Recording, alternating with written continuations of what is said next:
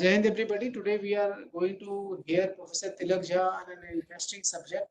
I will not take much time because we have been listening to him in person, but because of the weather conditions, which you all would have experienced in some measure or the other, he is not able to reach us, but he's been kind enough to join us online. So I'll request Dr. Urpi to introduce the speaker, and then we'll request the speaker to take this stage. Okay. Thank you, sir, for joining us. Dr. Tilak Jha is an ex-BBC journalist and former Asian Future Leader scholar.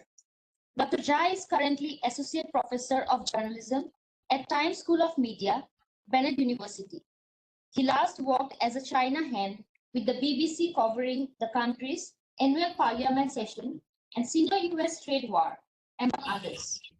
Tilak has also worked with the Shanghai Daily, All India Radio, India Rights, and N Dimensions, among others.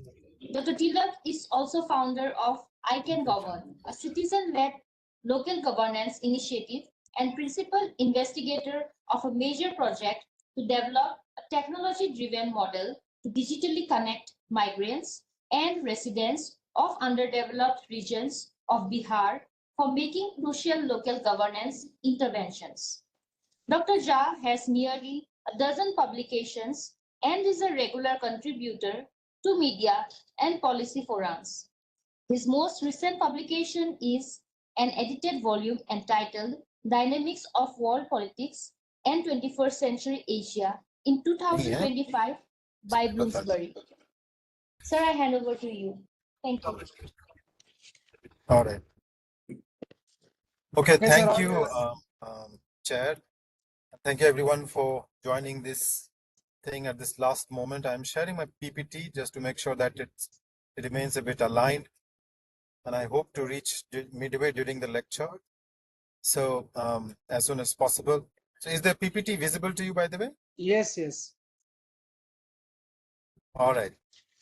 So I think the topic that has been given to me is basically how the global South navigates the battle of narratives. Now, this topic has three important dimensions to look at. One is, of course, global South. Second is the dimension of narrative. And third is how this navigation takes place. So we all hear about global South, but I think global South is also a term which needs a bit of attention in terms of what it constitutes, what it is, and how it is being looked into. So the first point that I would like to talk about is understanding global South. So I think we are in 2025, and this is a very, very critical year for global South per se and the global balance of power. We are living in the second Trump presidency, and we are hearing the kind of statements that Trump has given related to tariffs, related to so many things, including India itself. We are witnessing the pressure of the Trump administration and a changed American administration. It's not just that, for that matter. There is a wide level shift that's happening. Of course, it's being spearheaded to a great degree by America in terms of resetting several of the understood and sort of normalized global order related consideration, which has been around for almost 50 years now. And these are being challenged by none other than America itself. So I think there are 3 to 4 key pointers if we see Mr. Trump's tour to Gulf countries recently, in which he inked almost $700 billion worth of the trade deals. There were several fighter jet deals.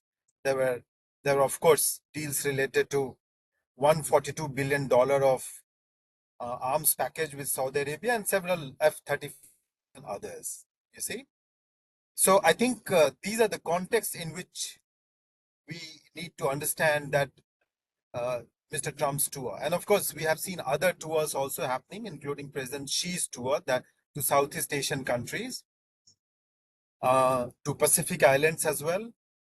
And many other alignments which are taking place. For example, ASEAN had a very interesting meeting with Gulf Cooperation Council and plus China meeting. So this is again cross-regional diplomacy shaping up, and European countries are of course seeing that new possibilities in terms of looking for their own position. And very significant has been Emmanuel Macron's very powerful speech at Shangri-La Dialogue and his own visit to Southeast Asian countries. These are some of the contexts in which the year 2025 lies in. And what we are seeing once again is that Global South is somehow once again just relooking for realignments, also rejecting the Cold War style alignments which had sort of defined the world over the past several decades. And that is the context in which we need to understand Global South in 2025. The history of it is also something, this is why we need to possibly put it in quotes. Who considers themselves to be in Global South is again something that keeps changing. It started roughly in the 1970s when Carl Ogsby coined this term, and then there were other developments. In 1980, there was a brand report which talked about a brand line, basically talking about how wealthy nations should see themselves different from Global South countries in terms of economic inequality. Of course, the United Nations development programs and other agencies have started using the term Global South much more. There has been an increasing frequency in that regard. And in more recent years, we are seeing even more of it. And today's reality is that Global South countries are bigger than at any time over the past centuries. And G7 today, for that matter, is smaller than BRICS. And by 2025, almost 45% of global trade, will be happening among BRICS countries, not G7. So these are the kind of reshaping. The traditional South countries are almost there, they have become very, very significant. And this is where I think we need to be mindful of the fact that Global South is something that needs to be taken with a lot of nuance, because once again, Global South is not a uniform entity. There are so many complexities involved in it. There are so many geographies which are part of it, countries which have lot of differences between them, lot of heterogeneities, different political systems, different ideologies. And that is where one of the many authors have tried to box it in one or the other category, but it has always tried to reinvent, redefine, and relook for new meanings. So Global South is still evolving. There's no fixed definition. So we can't say all these countries are in Global South and they're continuing to remain there. They themselves keep on reinventing themselves, and the definition of Global South itself keeps changing. And that is the context in which we need to understand Global South. And these are some of the more pointers related to it, which talk primarily about the fact that countries themselves have a lot of discomfort with this level as well. There's a persistent discomfort about generalization, about being put in Global South. This level is not something that's very handily and happily accepted. There is a colonialism baggage, there are neo-imperialist baggage, and there are many considerations about governance and equitable governance, and these considerations are also very, very important. And this is why, if we have to sort of put the concept of Global South, then I think there are 4 to 5 subheads. And these are basically based upon a paper which is written by Chiang-Wei Liu and C.T. Dodd. Very interesting paper by the name Trend and Trajectories in Global South. It was published this year itself. It compares the databases of how the Global South related terms and developments have come in several academic databases such as CNKI and World of Sciences, So I think some of the key tropes on which we can understand this term happens to be that it is a multifaceted concept, consistently evolving. There are political identities around it. And of course, there are processes as well, historical processes, political consciousness processes. So there are many differences as far as Global South are concerned. Academically, of course, again, there is a huge debate. In Global South countries, Global North terms, Global North academic articles, their concepts are used more than Global South. And now that we are talking right now itself, we'll be using quite a bit of Western scholars and concepts to talk about Global South. In a way, this is an anomaly, but this is happening as well. And of course, when we are talking about this, we also have to be mindful about the new dimensions. As I mentioned, BRICS is becoming very, very important. So Brazil, now among BRICS, Russia for that matter is technically considered to be a developed country. It has been member of G8. It is a member of Security Council. But the rest of them, Brazil, China, India, even South Africa, they are almost acting like a locomotives of the South, and they're pushing participation of Global South in the world affairs. And this is again happening in the context where there are pockets of very significant achievements. For example, if you compare India's Bangalore with many of the developed countries' software and tech ecosystem, it would stand out. China once again has done fairly well on that count.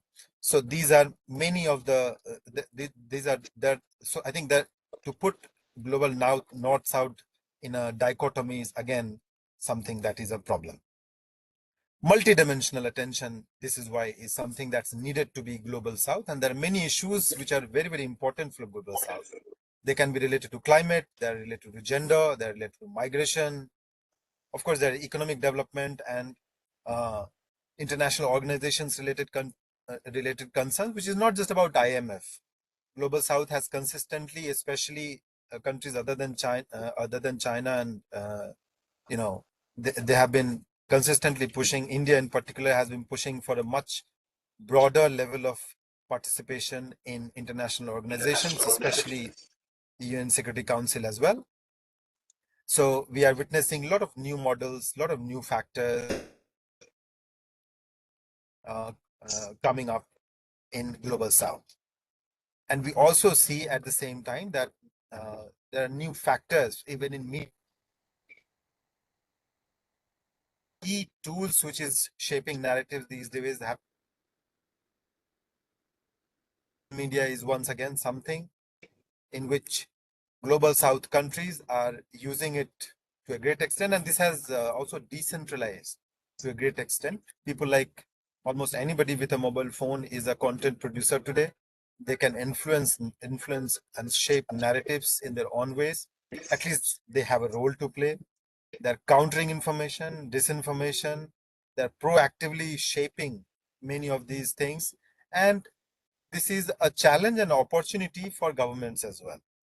It is a challenge in the sense that, of course, keeping tap of it is difficult, but at the same time, it is also making difficult for governments to just have everything according to their plan.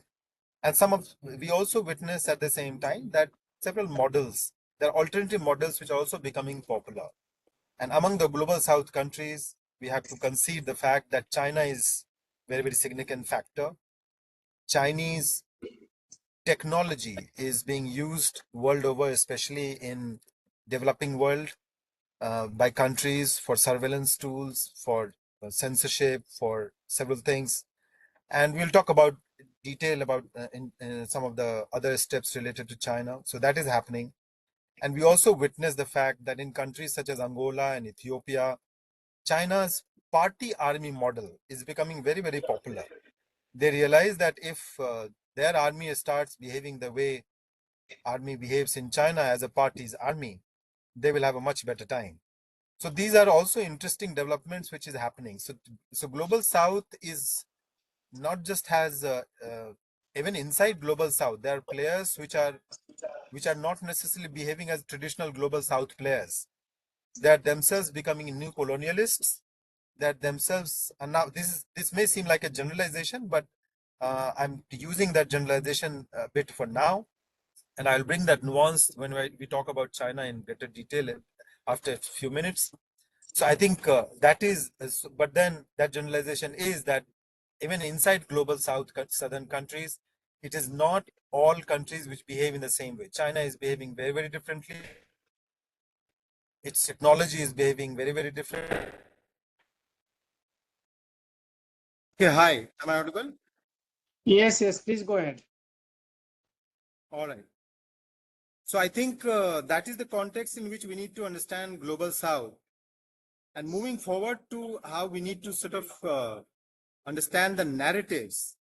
That is the second thing in this presentation, and that is that the fact that as far as narratives are concerned, narratives are instruments of power, and we all know that in today's era we are witnessing information warfare. We are talking about challenges of legitimacy and information playing a very, very critical role in all of these things. What is happening for sure is that this is being played again at multiple levels, between governments, between foreign broadcasters, between private actors. There are state actors, there are non-state actors. There is framing of narratives, and there are all sorts of efforts which are once again taking place. Developing countries are trying their own bit, and of course there are smaller countries which are also using the narratives in shaping up their own narratives, in shaping up agendas which will benefit them. So I think that is something that is given. What has changed for sure, and what is happening is that now we need narratives which can explain not just immediate developments. It should explain. It should provide a holistic perspective in terms of past developments, in terms of present developments, and of course, prescribing what will happen in future. That is the kind of narratives which can be termed strategic narratives. It has to be proactive. It should promote our policies. It should work for the benefit of those who are using it. And at the same time, there are counter narratives, and countering them need not be done in a reactive way. That is also very, very important. If you try to just react to a narrative, it may backfire. There are operational angles related to it in terms of putting up coherent strategic narratives. That happens in terms of aligning their strategies, aligning diplomatic strategies including the messages which comes from diplomatic circles, defense circles, and for that matter, other domestic players. And one very important part of shaping up a strategic narratives happens to be building and backing it up with micro narratives. Because the grand narrative that we try to put together is not always one grand thing. It is a whole lot of small narratives put together. And those micro narratives put together form what you call the grand narrative. So one very important part of a strategic narrative is understanding the beauty of micro narratives and trying to put them together through actions, through integrated actions, images, words, and putting them together to serve military and political objectives.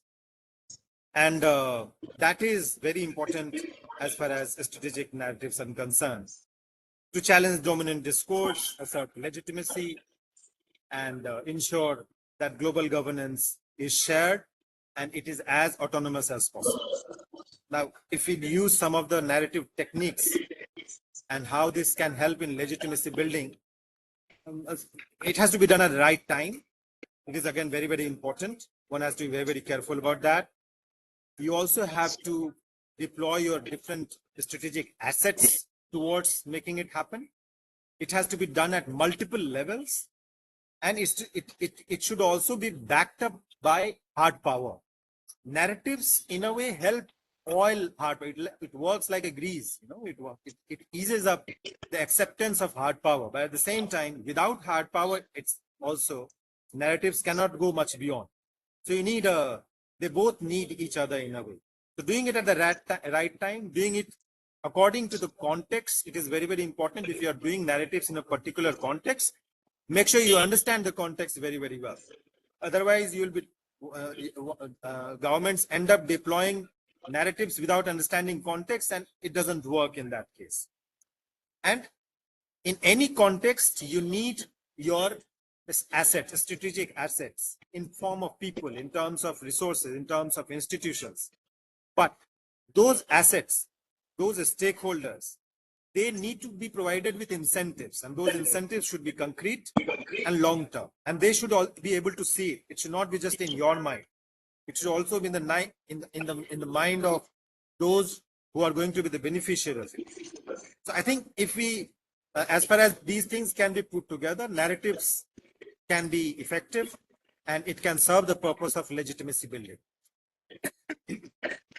And of course, some of the tools that can be there is, these are age of technology that, so I think one should definitely, any government or institution should definitely use all the modern tools at disposal in terms of social media listening or social listening, open source intelligence, broadcast monitoring, influencer mapping, and all these tools and others.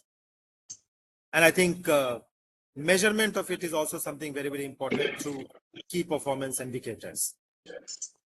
Hybrid warfare is something I don't need to tell to people at Center for Joint Warfare Studies. So I think I'll simply skip this factor, but I think it has to be done in a way which makes sure that it influences the audience that you want to. But very important fact is that we have to understand that whose narratives we are promoting and whose narratives also we are using. I think I mentioned it some time back that many of the names and many of the conceptual frameworks that we are talking about right now, most of us, almost all of us in a way, are not necessarily our narratives, are not necessarily our concepts. And that is something that's not just happening in using narratives, also happening at the level of academia. I'm an academician, for example, but we also are facing this situation. Internationalization in academia is very, very prominent. And it's not just happening by students going abroad, it's also happening in the form of academicians traveling, academicians coming, going for exchanges and higher education, all these things. And there are many hidden narratives of this mobility. Whenever an academician goes from one place to place, there are many levels of interaction at which it takes place in the global knowledge economy. There are gains, of course, there are transcultural learning, there are employability benefits for as an individual, and many other benefits as well. But there are losses as well, and they're very, very significant. There is a significant othering to the extent that global South narratives can face a lot of isolation.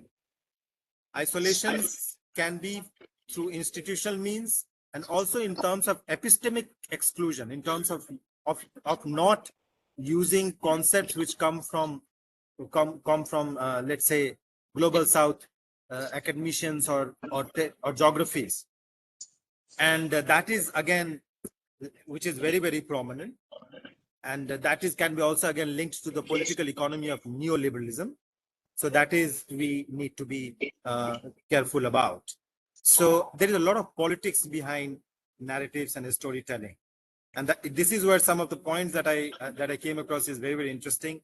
Hannah Arendt wrote in 1958 that as far as storytelling is concerned, storytelling I'm using because narrative uses a very important tool of narrative is a storytelling, and storytelling is not just a simple conveying of personal and social meanings. It's something that there is lot many things happening in between, which is about serving public interest, about serving private interest, and there are a lot of problems in between those plays. No, whenever a story is told, it's not just another story. It has a lot of social, cultural, political context from which it comes out. It serves a certain purpose, and it serves a certain private and public interest, and that is something that there's a politics of storytelling we need to understand. Habermas also wrote once very famously that when it comes to the voices of the marginalized class, there's a lot of, they are denied public recognition. And that leads to, in a way, privatization of marginalized class. So the problem which are there in the developing world, their narratives are considered to be very, very, they don't get global stage. They don't get global recognition. They are not articulated from global platforms by mainstream media, by academia, and that leads to a lot of privatization, a lot of othering, a lot of isolation, as I earlier also pointed out. So there is a lot of politics behind the storytelling and making of the public and private realms.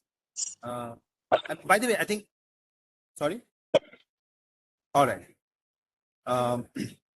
Okay, so I believe storytelling needs to be taken very, very seriously, because you would realize that storytelling, what it does essentially is that it can change our experience of the same event. If we are told a different story, our acceptance of even events which can be problematic for others may sound much more acceptable to others because there is a story behind it and we have been made to believe it in some way. And again, the politics of here that also happens is something that Michael Gelston pointed out, is that even from the original authors, established Western narratives and even established other players can wrest their story. They can take their story and use it to serve their purpose. It's a bit like American companies getting a patent of India's turmeric powder, that sort of thing. So they use our wisdom, they use our original authors, their learning, their efforts to serve their purpose. So this is also in a way where politics of storytelling is happening, and Global South happens to be at a disadvantage. Okay, so now I'd like to talk a bit about China factor. China factor in the sense that China is acting like a new hegemon, new hegemon in the sense that, as I pointed out, inside Global South countries as well, it's not really a flat world. There's a lot lying in between. And China is, as we know, is a major economic power in today's time. It's the world's second biggest economy. 100, as of 2024, 133 companies in the global Fortune 500 list happens to be, including Hong Kong, happens to be coming from China and Hong Kong. Earlier, it was even more. I think after that, there has been a minor decline. But for past, between 2018 to 2023, there were more companies in global Fortune 500 list of China compared to even United States. In 2024, the US went back with 139 companies, but it doesn't really cut short the fact that China is a very, very important player in global economy today. And the BRICS figure that I was mentioning earlier, it's once again highlighted that in 2022, BRICS constituted 36% of global economy against 30% of G7. By 2040, this share is going to be almost double of G7 share of 21 to almost 45% of the global economy. This is significant. And of course, we all know that among the BRICS countries, it is primarily China dominated, and of this 36% or 30% or whatever share we are talking here, a major share comes from China. So de facto, China is like playing, almost extending its non-territorial empire through its trade, through its powerful digital corporations like Baidu, Alibaba, Tencent, Sina, and many other Chinese firms. And Chinese tech's digital footprints, especially in the developing world and even Commonwealth countries, is becoming very, very significant. And this is important because, as I pointed out, narratives, hard power and soft power go together. And because the Chinese hard power is gaining, they are also getting better at telling the soft power, conveying their, sorry. And I think digital Silk Road is something they have talked a great deal since the Belt and Road Initiative. So they are already second largest satellite power. They have 5G projects in almost 170 countries, mostly in global south, because since the first Trump presidency, developed countries have been reluctant of getting Huawei's 5G technologies, but there are enough takers for that matter at the cost advantage that they offer. And today itself, you might have heard that the Chinese have said, the Americans, that they don't need the many of the chips that Americans are trying to sell to them, because they are getting better at that too. And they do it through other means as well. For example, in China's China propaganda is having one of the most successful stints in Africa. And what we see there is that they have dominated the internet and mobile telephone market by providing internet communication technology and telecom hardware, building it all across Africa. They have also providing a lot of coverage through channels such as CGTN. And because newspapers and channels need news, and agencies like Xinhua are willing to offer it free of cost, so a lot of Chinese version of world news and China news is being relayed all across Africa on television, through newspapers, through social media, because this is coming at free of cost, and there is accompanying hard power, which is also acting like an additional factor. And so I think when we are talking about that, it's very important that we also see China from China's perspective and some of the recent developments which has happened. And a very interesting thing that happened was during COVID. And although in India as well, most of us, and I think there are a lot of reasons to possibly back it up, the fact remains that as far as COVID-19 is concerned, there was a narrative battle as well. We don't know exactly, and there was no investigation for that matter. That China never allowed the World Health Organization to do the kind of investigation that the rest of the world would want. But there is absolutely no doubt the fact that there was a battle of narratives also happening at the same time. And it was, to put it in very simple terms, politics of blaming. One term which has been used by Jaworski, Bernand, Nadia, and Rooney Chaunan in their 2021 paper of the same title. So in this case, the Chinese, we all know that they have used their narratives of being humiliated for the last century by major world powers, and now that they're not willing to be bullied by the West. And on the Western hand, what we see is that while here, of course, this was in America, this battle was with America, this narrative battle was with America, so Chinese virus and all that stuff. Even if we avoid the politics of the fact, even if it would have originated from China, we don't know whether it actually originated there. We have every reason to believe it originated from there, by the way. Calling it Chinese virus is basically a narrative battle. We need to see it from that perspective. I think there are many realist perspective in which this keeps happening. So if we observe it from that sign, we'll realize that this was a reactive performance. And when this reactive thing happened, reactive nationalism takes center stage. Politics of blaming takes place through what economists wrote as Cold War, and of course political speeches takes over. And what it does essentially is that it limits the scope of nuanced public debate, rational discussions, and it goes or shifts in favor of radical opinions, conspiracy theories. And that is what happened. Nobody was even willing to pay attention to what were the real facts. They're all just blaming each other.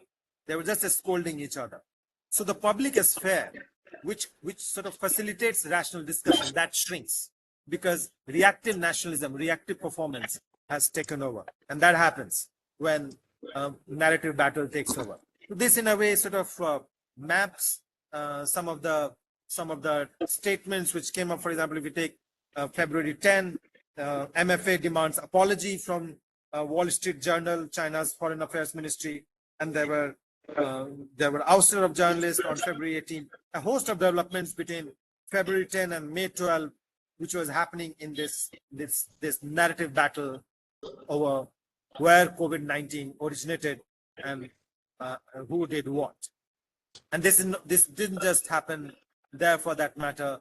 there were many other levels also which is happening inside China and in other places as well. We have seen that during floods, during national crisis, governments use nationalist sentiments to push what can be termed disaster nationalism. So nationalism is not just happening in the name of it's happening in the name of disasters. It's happening in the name of vaccine. It's happening in the name of race. It's happening in all of the names. And countries use it primarily to serve their purpose, to serve their short and long-term purpose, rather than to shape up debates the way they should be. Whenever that happens, of course, the cooperation and competition, there's a different kind of competition. It's not cooperation sort of competition. It is a very, very, very, very conflictual sort of competition that happens. If it is the case of US-China, between 2001 and 8, there was a lot of cooperation and complementarity that was happening place. But since then, over the period, what we have seen that it has changed. There's a lot of imagined notions that's happening. And some of the names that you see here on this slide can be illustrative. For example, Stuart Hall, one of the major communication theorists, he talked about the fact of something called a system of cultural representation. So a nation, for example, is not just a political entity, but a nation is one which produces a cultural meaning. India for us is not just another political entity. It's not, it has a cultural meaning, it has a social meaning. The same also applies for other countries. So that is what Stuart Hall says. And modern nationalism is something that is not can be very, very distinct from that. It's linked to this process. This meaning-making process is linked to that. Similarly, Benedict Anderson, he in 1991 talked about something called nation being like an imagined community, where they basically they create a cultural structure and they form together a repository of meaning. Similarly, Brittingham mentioned about nationalism having a social role in general, but whenever there is a threat, there is a perceived threat from outside. For example, COVID-19, Chinese people felt that China is blaming. During Operation Sindoor, Indians felt that that India is under threat.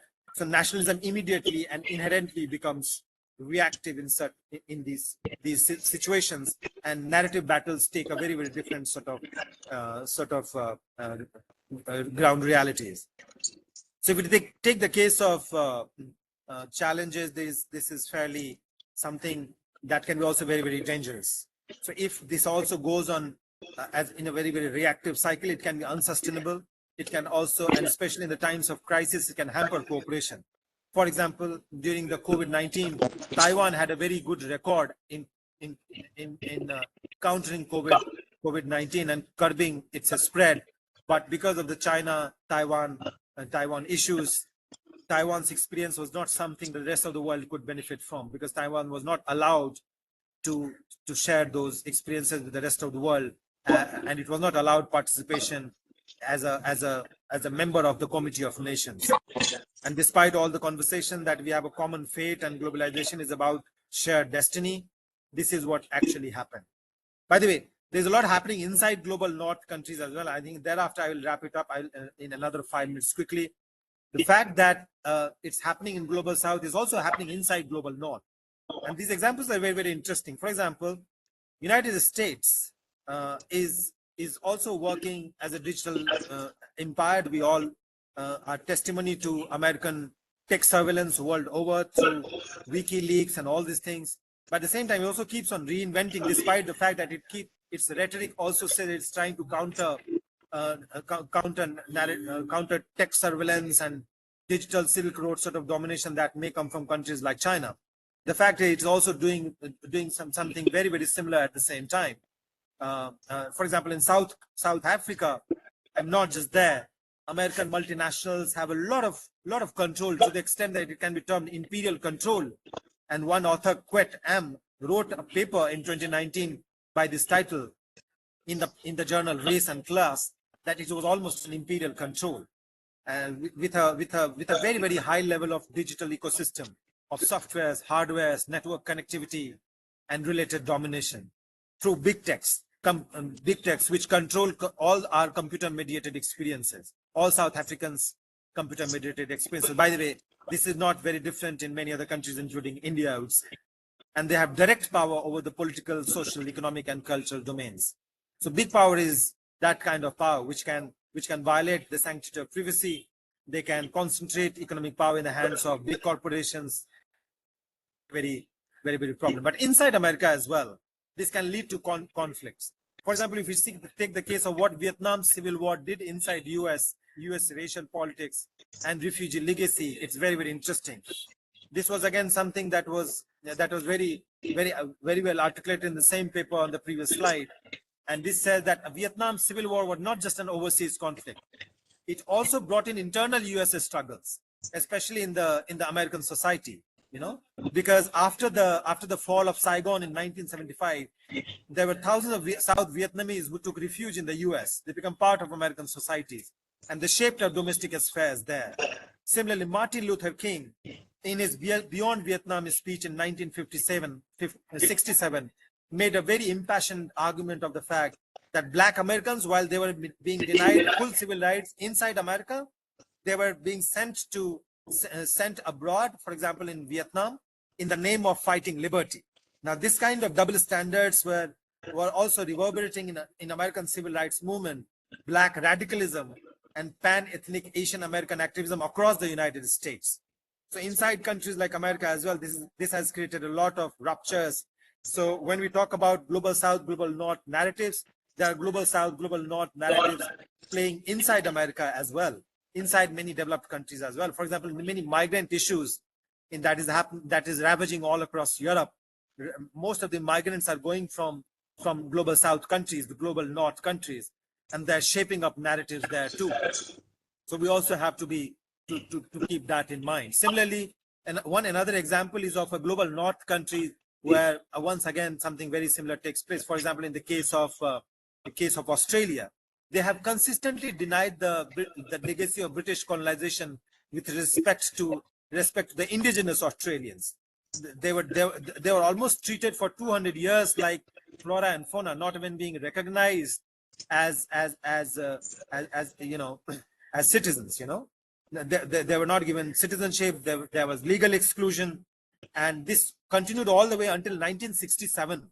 For all the claims of human rights by global North, this was something that was happening in a global North country to the indigenous people there. And the result was that many people, some of them are still alive, they have been dispossessed of land, and they still are unable to get over their past of mass killings and forced segregation, vigilantism, and a lot more. Yeah. Okay, I'm just wrapping up. So these are the kind of things which is happening, you know, inside global North countries as well. So similarly, intervention discourse which is taking place in the name of whenever, for example, in Iran's recently America came, they just bombed for 4 hours and then they went back, all in the name of internationalism, all in the name of progressive values. So this is like what Orford Ann wrote in a very interesting paper termed muscular humanitarianism, in which he says that it's like knight in white armor, where you have an image of white masculinity, tough, aggressive, and decisive. And there are other narratives. I think some of this I have put it on this slide. For example, in India's case, we have this vaccine Maitri, which we use very, very effectively.